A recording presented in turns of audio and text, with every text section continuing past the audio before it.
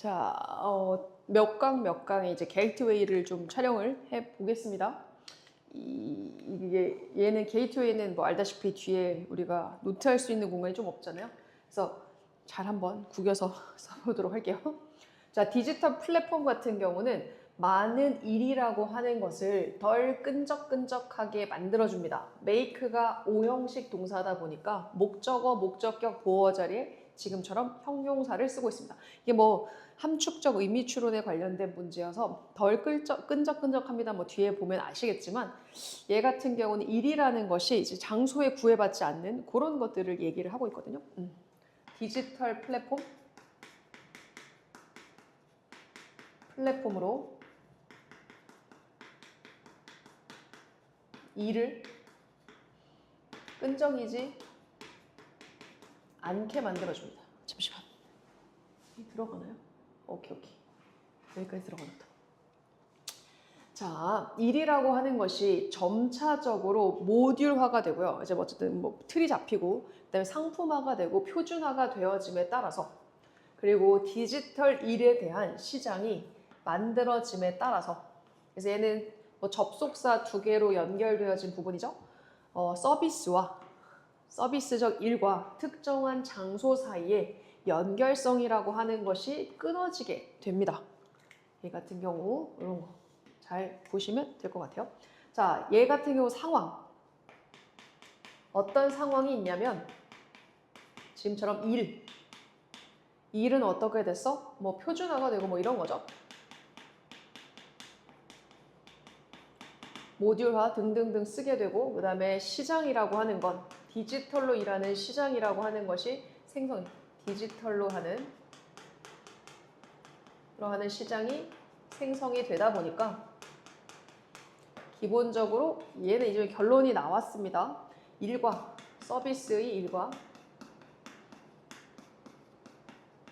그 다음에 장소 이 사이의 연결성이라고 하는 것이 없어졌어요.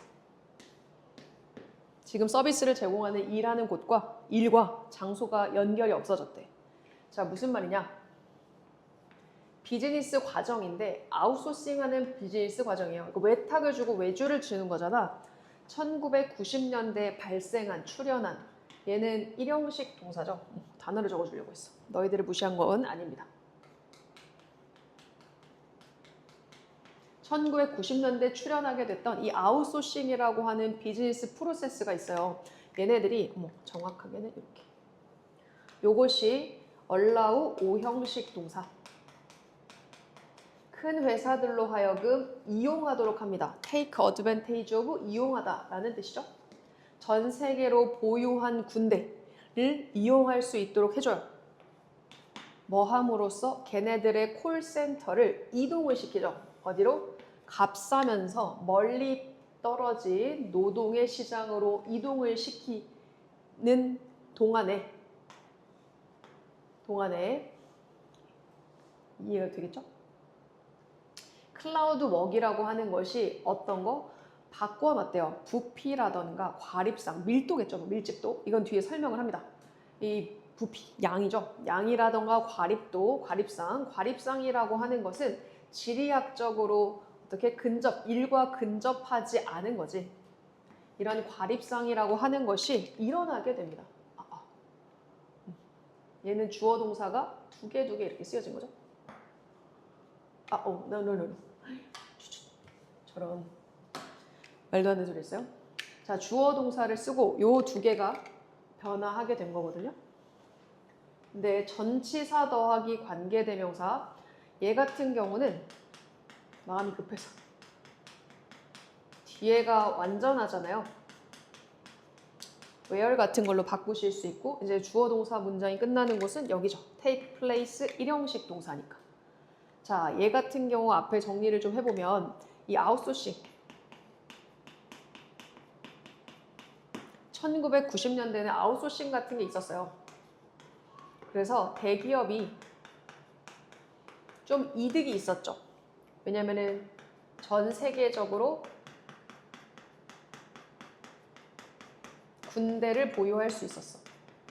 군대를 보유할 수 있었다는 건 걔네들이 이제 뭐 일을 해줄 수 있었던 업체들이 있었다라고 보시면 돼요. 뭐 우리도 이제 구글 이런 데 전화해 보시거나 뭐 요새는 챗GPT가 다 하고 있긴 하지만 90년대까지만 하더라도 우리가 이제 전화를 하게 되면 뭐 예를 애플 이런 데 서비스 센터에 전화를 하게 되면 인도 사람들이 받고 뭐 이런 거거든요. 얘네가 라인을 따다가 인도와 연결시킵니다. 왜냐면 인도 같은 경우는 노동시장이 많이 발달을 되어 있긴 하지만 생각보다 노동력이 싸죠. 이제 그런 데로 이제 콜센터를 보내는 거죠. 근데 클라우드 워크라고 하는 거 이제 보시면 아시겠죠? 클라우드는 어떤 거겠어? 디지털 세상 얘기를 하는 거예요. 디지털 세상이라고 하는 것을 통해서 얘가 이랬던 반면이겠죠? 얘랑은 다르게 디지털 클라우드, 클라우드 워크, 클라우드를 사용한 워크는 이렇게 두 가지의 변화가 생기죠. 일의 부피, 양이라던가 그 다음에 밀도 이런 것에 변화가 생깁니다. 그죠? 지리적으로 근접하지 않은 일들이 일어나게 된다. 밀도라고 하는 건 지리적 근접성이 떨어진다. 이렇게 얘기를 해요. 작은 산업들, 뉴욕에 있는 작은 산업들은 그래서 뭐를 고용하게 되냐면 프리랜서 트랜스크라이브, 그 나이로비에 있는 어느 날에는 나이로비에 있는 한 뭐 프리랜서의 이제 뭐 글 쓰는 사람을 말하자면 작가를 고용을 하는데 이제 다음 날에는 뉴델리에 있는 사람을 고용을 한다. 이제 예를 써주는 거죠. 그리고 오피스라던가 공장이라고 하는 게 지어질 필요가 없고요. 법적인 규제라고 하는 것이 우리가 이제 관찰되어지지도 않고요. 그리고 대부분의 경우에서는 지역적 세금이라고 하는 것을 낼 필요도 없습니다. 왜냐하면 그곳에 아무런 이제 공장이 없기 때문이죠. 그래서 얘 같은 경우는 이제 부연 설명을 예시로 두 문장을 하고 있죠. 자, 그래서 어디로 바뀌었냐면 이 일이라고 하는 네트워크의 생산 과정의 변화, 일에 대한 네트워크, 생산 연결망의 변화라고 하는 것이 일어나게 되죠. 이메일이라던가 이메일을 보내거나 그리고 버튼 몇 번 클릭을 하는 겁니다. 어디에서? 디지털 플랫폼에서. 그죠? 이 방법. 어떻게 하는지. 그지? 그리고 나서 이런 방식으로 직원들은 떠나게 됩니다. 리브 비하인드, 뒤에 남겨두게 되는 거죠. 그러니까 뒤에 남겨두게 되는데 no material trace, 그러니까 어떤 물질적인 흔적 같은 것도 뒤에 남겨두지 않는 거예요. 누가? 고용인이. 어떤 장소에 걔네들이 한때 고용인이었던 그 장소에. 그러니까 내가 뭐 어제가 아니라 뭐 작년까지만 해도 뭐 테슬라 그렇죠. 얼마 전까지만 해도 이제 뭐 어디죠?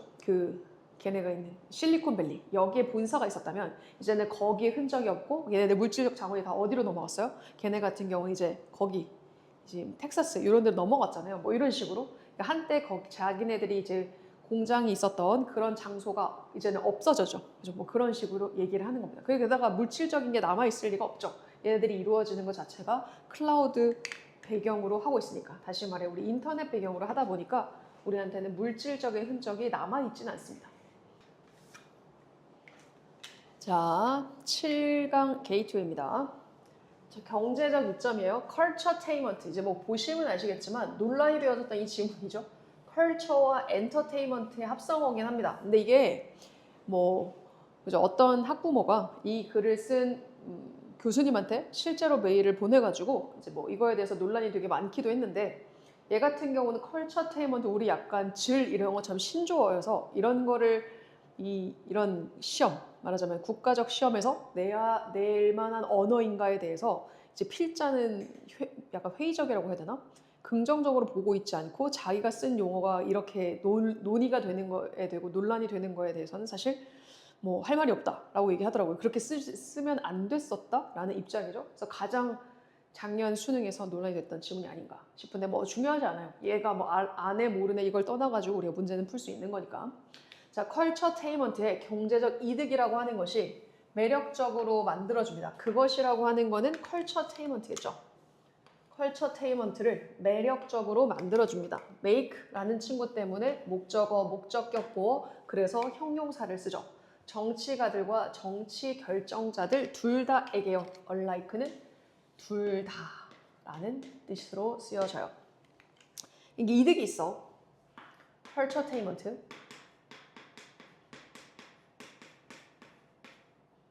테인먼트? 엔터테인먼트. 어려운데요?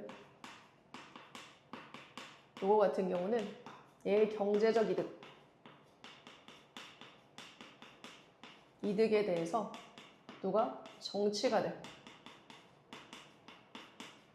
그리고 정책 결정자. 둘 다가 매력적으로 여깁니다. 긍정적인 시선인 거죠. 잠재적인 증가. 어떤 것의 잠재적인 증가냐면 지금 여기 얘는 PP 형태의 분사로 쓰여졌어요. 뭐와 같이 이런 뜻이죠. 걔네들의 수요, 그러니까 증가하고 있는 방문객들의 숫자입니다. 인바운드, 국내로 유입되는, 그 나라로 유입되어지는 방문객의 숫자, 그리고 그들의 수요가 생겨요. 어이구, 보라색이죠. 걔네들이 수요가 있습니다. 뭐에 대한? 관련 있는 물건과 서비스에 대한 이런 거에 따른 잠재적인 증가. 예를 들면 여행을 하고 숙박을 하고 아니면 뭐 다른 물건들을 사고 이런 것이 유인책이 되죠. 이 사람들에게. 어떤 사람들이요? 정부에서 혹은 그 문화적 그룹과 함께 일을 하는 권위 집단들. 이런 사람들에게요. 권위자들에게 뭐 하기 위해서 이 셀러브레이션과 커메모토리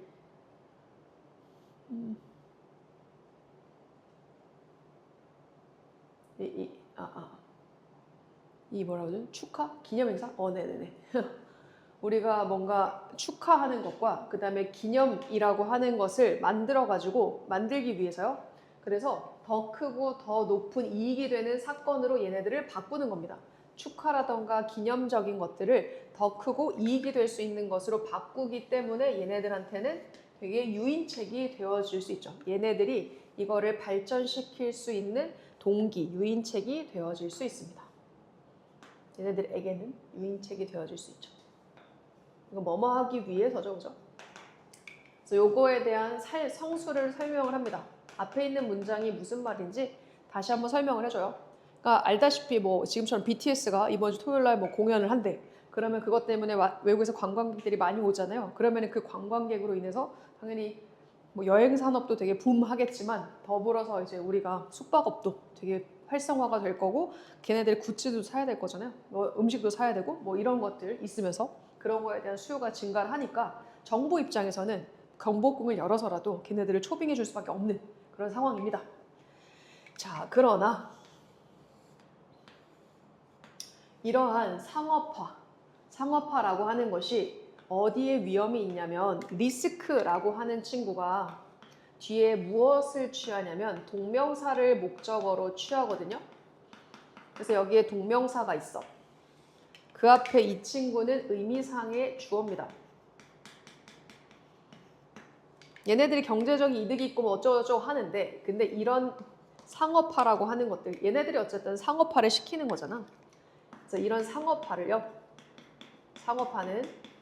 어떤 위험이 있냐면 이 컬처테인먼트 줄일게요.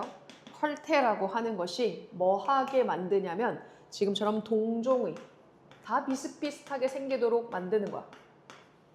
것이 되도록 합니다. 그리고 동명사 1번이고요. 동명사 2번이죠. 걔네의 원래 창작, 원작의 메시지를 상실해요. 원작의 이미지라고 하는 것은 원작의 이미지를 상실해요. 이 메시지가 무엇을 이끄냐면 지금처럼 청중들의 희석을 이끌었던 말하자면 다 같이 융화되어지고 통합되어지고 이런 원작의 이미지를 상실하게 됩니다. 이런 상업화로 인해서 다 비슷비슷해지고요. 그리고 또 어떻게 이 청중을 융합하는 의도가 사라집니다. 상업화로 인해서 발생하는 부정적인 것들을 이렇게 두 개 써준 거죠. 앞에는 이 정치가들과 정책가들한테는 이점이었어. 왜냐면은 우리한테 돈이 되니까, 우리나라한테. 근데 이런 상업화로 인해서 걱정하는 건 이제 문화가 다 비슷비슷해. 다 BTS 같은 음악을 만들고 싶어 해. 뭐 이런 식이 될 수도 있고, 그리고 얘네가 하나의 문화 융합 이런 의도로 가지고 있는 이런 게 좀 깨질 수 있다는 얘기예요. 이것이 또한 무엇을 가지고 올 수 있냐면 더 작고 비상업적인 독립적 사건이라고 하는 것이 일어날 수 있도록 해줍니다. 여기서 말하는 친구들은 이런 거죠. 얘가 lead2라고 하는 친구가, lead라는 친구가 to라는 친구랑 같이 붙게 되면 일형식 동사예요. 그리고 to는 전치사입니다. 그래서 이 친구 뒤에 쓰는 것이 동명사죠. 똑같아. 그리고 나서 앞에 있는 요것이 의미상의 주어예요. 동명사의 의미상의 주어. 얘가 의미상의 주어. 그리고 이것 때문에 지금처럼 이런 상업화로 인해서 이런 상업화라고 하는 것으로 인해서 훨씬 더 작고 비상업적이면서 독립적인 사건들이 만들어져요. 그리고 그 비독립적인 사건들 있잖아요. 걔네들은요, 어떤 역할을 하게 되냐면 청중들을 훨씬 더 다양화시킵니다. 청중들을 융합하는 게 아니라 얘네들 다 분산시킨다고. 각자 문화들이 즐기도록 만들어준다고요. 여기에 덧붙여서 얘기를 하는 것이 작고 비상업적 독립 이벤트로 인해서 청중의 분산. 비슷한 의도죠? 융합이 아니라 분산됐다? 이거랑 비슷한 의도가 되어질 수 있을 것 같습니다. 자, 이것은 무엇이냐면 계획이라던가 주주들이 균형을 맞춰야 된대. 잠재적인 정치적 이득과 함께. 그죠? 지금처럼 정책하는 사람, 이걸 가지고 알 수 있는 건 이 계획하는 사람들, 계획자들, 그 다음에 주주들이 잠재적 이득이 있잖아요. 이득에 대해서 약간 균형을 맞춰줘야 돼. 아니면은 지금처럼 부정적인 상황으로 흘러갈 테니까 어쨌든 간 균형이 필요하다는 얘기죠. 그래서 정치, 사회, 종교적인 풍경의 변화라고 하는 것 때문에 무엇이 생기냐면 새로운 문화의 출현이 생기고요. 그리고 이것과 함께 새로운 문화겠죠? 이런 새로운 문화와 함께 새로운 컬처테인먼트 경험이라고 한 새로운 컬처테인먼트 경험, 그죠? 새로운 컬처테인먼트 경험이라고 하는 것도 생깁니다. 그죠? 이런 거야. 지금처럼 여기서 끝나는 게 아니라 올려서 좀 써볼게요. 균형을 맞출 필요가 있어요. 왜냐면은 지금처럼 돈만 보면은 산업화가 일어나서 부정적이니까 얘기를 했던 거고, 그래서 정치, 사회, 종교, 이런 컬처, 뭐 이런 거에 변화, 이런 상황들의 변화는 컬처테인먼트의 변화라고 하는 것이 어떻게 새로운 문화 있죠? 문화의 출현이지. 출현을 가지고 오게 되죠. 새로운 문화가 생겨났대. 근데 이런 새로운 문화와 함께 또 뭐도 생기게 됐냐면 컬처테인먼트.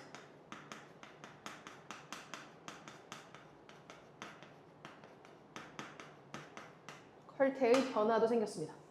경험. 이 두 가지가 생긴 거죠. 새로운 문화, 컬트 경험, 이 두 가지가 생긴 겁니다. 자, 마지막에 보면 전반적으로 이것은요, 앞에 있는 거 요약을 해주면 이것은 건강한 문화의 성장적 분야입니다. 엔터테인먼트 산업의 건강한 성장 영역이긴 한데, 그런데 또 이런 것이기도 합니다. 어떤 것이냐면 본질적으로 이거 되게 취약하대. 이 착취라는 것을 만났을 때 취약한 영역이기도 합니다. 얘는 섹터를 대신받는 대명사겠죠. 이런 것이 있었는데 이런 것이 우리가 알고 있는 지금까지의 컬처테인먼트에 대한 설명을 하고 있는데 전반적으로 보게 되면 전반적으로 요약을 해주는 거야. 얘네들한테는 장점도 있고 단점도 있어요. 어떤 장점이 있어? 성장, 건강한, 건전한 성장이라는 측면에 있어서는 장점도 있긴 하지만 그런데 어떤 면도 있다? 착취라는 측면에 있어서는 우리한테는 되게 안 좋은 측면도 있다. 그죠? 그렇게 조금 취약한 측면도 있다. 이렇게 보시면 장점과 단점이 다 있다. 이런 얘기로 말할 수 있을 것 같습니다. 답이 뭐 그래서 캐슈얼 소울 뭐 2번이었죠. 자, 상황적 윤리입니다. 상황적 윤리라고 하는 건 윤리 이론입니다. 상황적 윤리. 윤리는 윤리 이론이래. 그러니까 정의 설명해 주는 거예요. 어떤 윤리 이론이냐면 take into account, 고려하다라는 뜻이죠. 원래는 take A into account지. 이 목적어가 뒤에 빠져 있죠. 맥락이라고 하는 것을 고려하는 윤리 이론인 거야. 상황의 맥락 혹은 행동, 상황과 행동의 맥락을 고려합니다. 이 윤리는 상황, 행동의 맥락을 고려합니다. 뭐 할 때 고려를 하게 되냐면 지금처럼 뭐뭐를 판단할 때요. 그것이 윤리적인지 아닌지를 판단할 때, 그 행동 자체가 윤리적인지 아닌지를 판단할 때요. whether절을 쓰고 있으니 뭐뭐인지 아닌지라는 뜻이고요.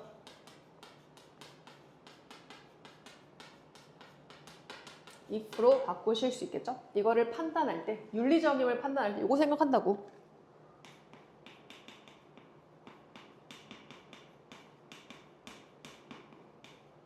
를 판단을 할 때 여기서 말하는 그것은 얘겠죠? 행동이나 상황? 그게 윤리적이니 아니니 이거를 판단을 할 때 맥락을 고려합니다. 그러니까 말하자면은 배경적 상황이라고 하는 걸 고려하겠죠? 자, 보게 되면 이 이론의 지지자들은 기꺼이 허락합니다. 캐스팅 어사이드, 제쳐두는 거야, 그지?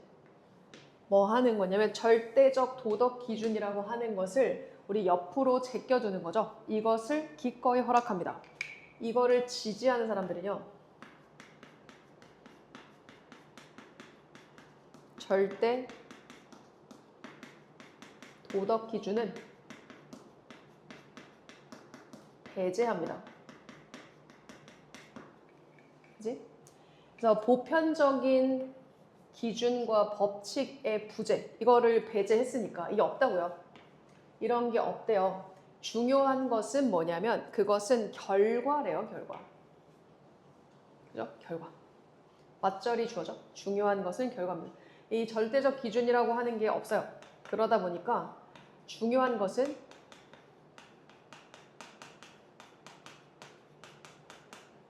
결과입니다. 결과. 결과가 중요한 상황이에요, 지금. 그래서 결론이라고 하는 것이 수단을 정당화한대요. 결과가 중요하니까 결론으로 우리 수단, 방법 이런 게 정당화가 되어질 수 있습니다. 결론이 중요하니까 결론에 맞춰서 앞에 거를 끼워 맞추는 거죠. 다음에 대조적인 현실이라고 하는 것이 도와줍니다. 상황적 윤리의 적용에 대한 예시를 돕도록 그죠? 사례들을 도와주는 것을 그죠? 도와주게 됩니다. 뭐 사례들을 도와주게 됩니다. 사례를 전달해 줍니다. 뭐 이런 거겠죠? 다음에 있는 대조적인 현실이 있어. 뒤에는 이제 예시가 있죠. 예. 상황적 윤리에 대한 예시를 통해서 도와줄게 이 얘기하는 거예요.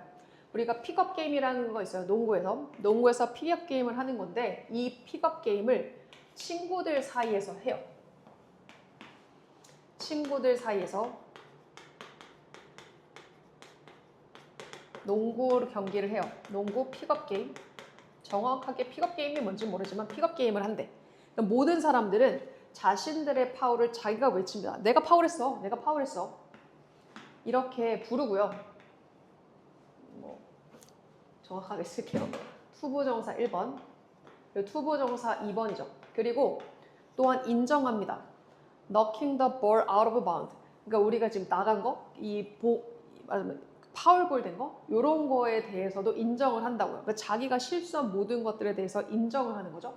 농구끼리 했을 때 스스로 뭐 파울을 하던 혹은 지금처럼 이쪽 라인을 벗어난 공 이런 그런 자 자 그리고 파울한 공 그다음에 경기장 밖으로 쳐낸 공 경기장 같은 말이죠.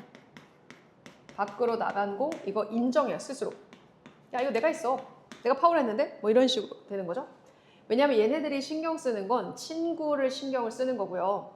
그리고 동명사 주어 1번, 동명사 주어 2번이죠. 그리고 이 친구들과 그룹의 친구들과 플레이를 계속하는 것, keep ing 계속하는 것이 이러한 행동들을 이끕니다. 여기서 말하는 이러한 행동은 앞에 있었던 요거겠죠. 내가 스스로 파울을 외치고 내가 밖에 나간 공에 대해 선언을 하고 이런 거에 대한 이유를 얘기해 주는 거예요. 이유가 왜 그래? 친구들을 신경 쓰고요. 그리고 계속 게임을 하고 싶어서요. 그래서 이런 것들을 하는 겁니다. 뭔가 장애를 주고 싶지 않은 거죠. 그런데 일단 한 조직화되어진 게임이라고 하는 것이 지금처럼 officials, 맞아, 심판들에 의해서 이루어졌을 때 대부분의 선수들은요 인정하지 않습니다. 똑같은 파울이라던가 걔네들이 위반한 것을 인정하지 않죠. 왜요? 승리의 최종적 목표라고 하는 것이 더 중요하기 때문인 거야.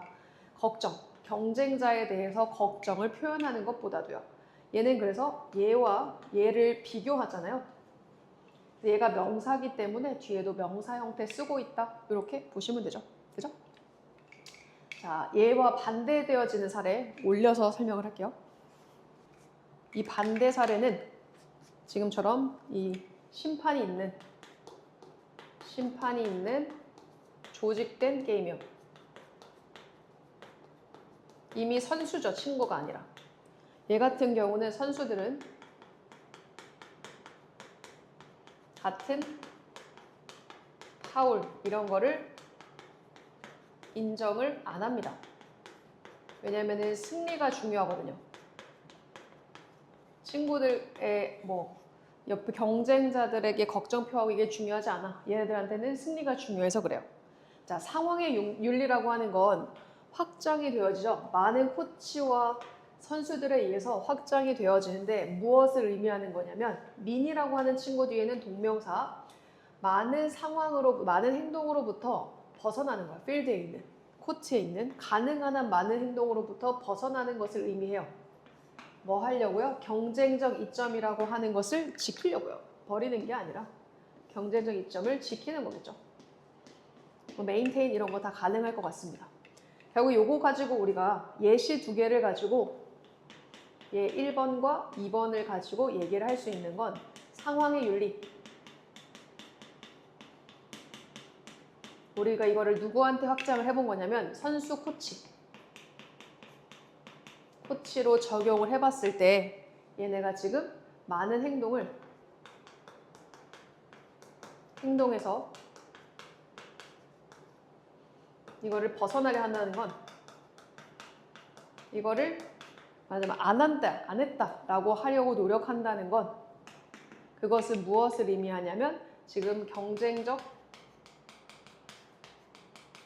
이점이라고 하는 것을 얻기 위함이다.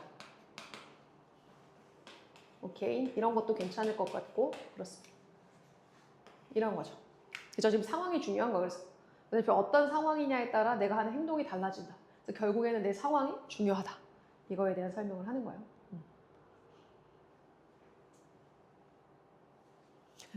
이해하셨죠? 자, 조금 빠르겠지만 이해했을 거라 생각합니다. 대충 한번 들어놓으시고 울리는 거 아닌데 고민이 많네. 대충 한번 정리를 해보시고 나중에 이제 또 기회가 되면 저희가 수업을 또 2번, 3번 하잖아요. 그때 한번 또 복습해 드릴 수 있는 시간이 될 수 있으면 좋겠습니다. 이따 뵐게요.